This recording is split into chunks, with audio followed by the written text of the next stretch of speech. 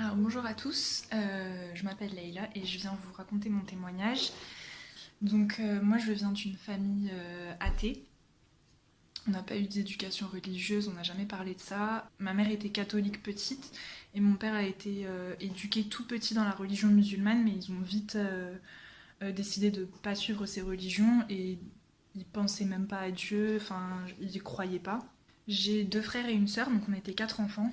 Et de toute la fratrie, en fait, j'étais la seule à croire en Dieu, je pense. Enfin, depuis toute petite, j'ai toujours cru en Dieu et j'ai toujours été hyper curieuse en fait des choses de Dieu et je lui demandais pas mal de questions à mes parents par rapport à ça et j'ai vite compris qu'ils pouvaient pas me donner de réponse.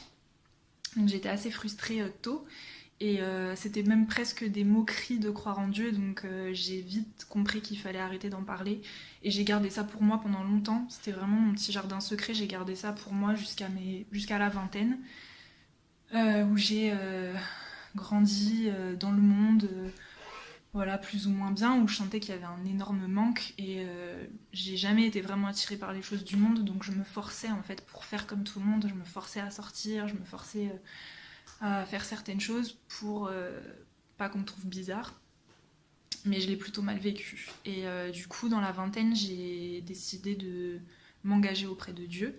Et la seule personne, moi, dans ma famille, qui vivait sa foi, c'était ma grand-mère paternelle, qui était musulmane. Donc c'était une grand-mère qui ne savait ni lire ni écrire, qui avait jamais vraiment lu le Coran, en fait, et elle faisait tout au cœur. Et elle me disait souvent, je suis musulmane parce que je suis née musulmane, mais si j'étais née chrétienne, je serais une fervente chrétienne.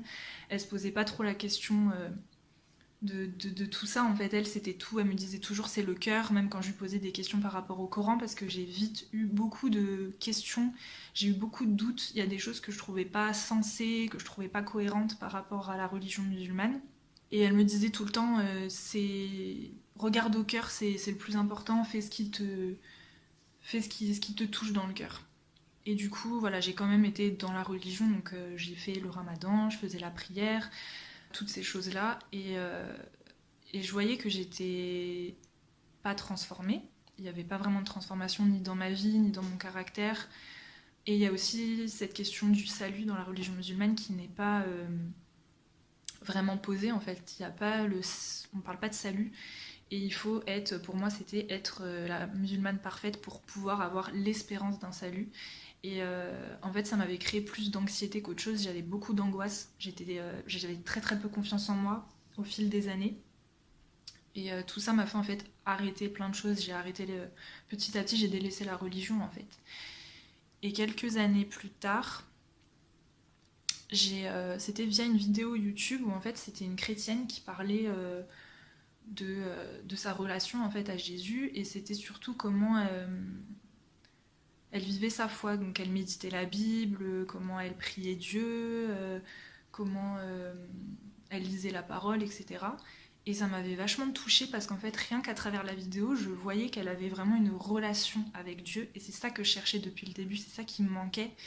Et quand je l'ai vue, je me suis dit, mais c'est ça que je cherche en fait. C'est ça que je cherche depuis toujours, je veux pareil qu'elle. Du coup, je me suis dit, je vais faire ce qu'elle fait, mais je vais le faire avec, au lieu de le faire avec une Bible, je vais le faire avec le Coran. Et du coup, j'ai repris mon Coran, et là, je suis tombée ce jour-là sur un verset qui disait que l'Ancien Testament, en fait, qu'on ne reposait sur rien tant qu'on ne reposait pas sur la Torah et l'Évangile, et que l'Évangile était un guide de lumière et un chemin vers la vérité. Et là, j'ai été choquée. Pourtant, je l'avais déjà lu plusieurs fois le Coran et j'avais jamais vu ce verset-là. Je m'étais jamais arrêtée dessus. Et là, c'était vraiment un des premiers versets sur lesquels je suis tombée. En plus, c'est au tout début du livre. Et j'ai été choquée. Je me suis dit, mais du coup, pour être une bonne musulmane, il faut que je lise la Bible. Et oui, c'était ça, clairement. Enfin, c'était ce qui était écrit. Du coup, je me suis procuré une Bible et j'ai commencé à lire un peu l'Ancien Testament, un peu le Nouveau Testament. Et je me souviens que la première fois que j'ai lu, j'ai rien compris à ce que je lisais. Franchement, j'ai rien compris, j'ai trouvé ça dur, difficile. Et j'ai juste cette pensée en fait de me dire, Bon, c'est dur, t'as pas tout compris, mais tu vas persévérer. Tous les matins, tu te lèves et tu lis un petit peu, et c'est sûr que t'auras des révélations, c'est sûr que t'auras des réponses à tes questions. J'en étais persuadée. Et en fait, je pense que c'est cette pensée qui a plu à Dieu, parce que ma réponse, je l'ai eu beaucoup plus tôt que prévu. Le soir même, en fait, dans mon lit, j'ai eu un songe. C'était tellement réel que je sais pas si je peux dire un songe ou une vision, je sais pas trop. Mais c'était la nuit, j'étais dans mon lit. Et d'un coup, il y a toute ma chambre qui s'est illuminée. Et j'avais une vague en fait de lumière qui était au-dessus de moi, une onde de lumière. Et je me sentais, j'étais dans une paix, mais comme jamais j'ai été, moi qui étais très angoissée, j'étais dans une paix, un bien-être, mais total, comme jamais j'ai eu. Et en fait, on me disait, en pensée, ce que tu vis, c'est Jésus. Et là, ben, ça a été la révélation, en fait, c'était... Il s'est présenté à moi et je pouvais plus nier en fait que oui, en fait, Jésus c'était la vérité et qu'il était vivant. Et à partir de ce moment-là, j'ai dévoré ma Bible. Et pendant 1 an, j'ai fait ça, j'ai fait énormément de recherches, j'ai dévoré ma Bible et la foi a grandi, monté, j'ai compris de plus en plus de choses. Il m'a aussi fait prendre conscience de ma nature de pécheresse et j'ai pu demander pardon.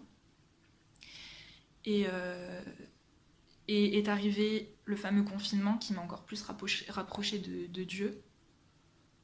Et, euh, et j'ai fait beaucoup de rêves à ce moment-là et il m'a fait comprendre par un songe que c'était bientôt la fin et qu'il fallait que je me fasse baptiser en fait. Dès que je pouvais, je devais me faire baptiser. Du coup, dès qu'on est sorti du confinement, la première chose que je lui ai demandé en fait, c'est qu'il me fasse rencontrer des chrétiens parce que je n'en connaissais aucun, j'en ai jamais rencontré et qu'il me fasse rencontrer des chrétiens pour que je puisse trouver une église et me faire baptiser. C'était mon obsession, il fallait absolument que je trouve une église et j'étais prête à rentrer dans l'église et me faire baptiser de suite en fait. Et il a répondu très très vite à ma prière. Le lendemain, j'avais au téléphone en fait par un concours de circonstances surnaturelles une sœur chrétienne qui m'a accueillie chez elle, qui m'a accueillie dans son église et, euh, et j'ai pu parler au pasteur et qui a été ok pour me faire baptiser. Je me suis fait baptiser au final assez rapidement, le 19 juillet 2020. Et depuis, eh ben, c'est que du... C'est merveilleux, c'est oui une vraie relation avec le Seigneur que je vis et voilà, c'est merveilleux.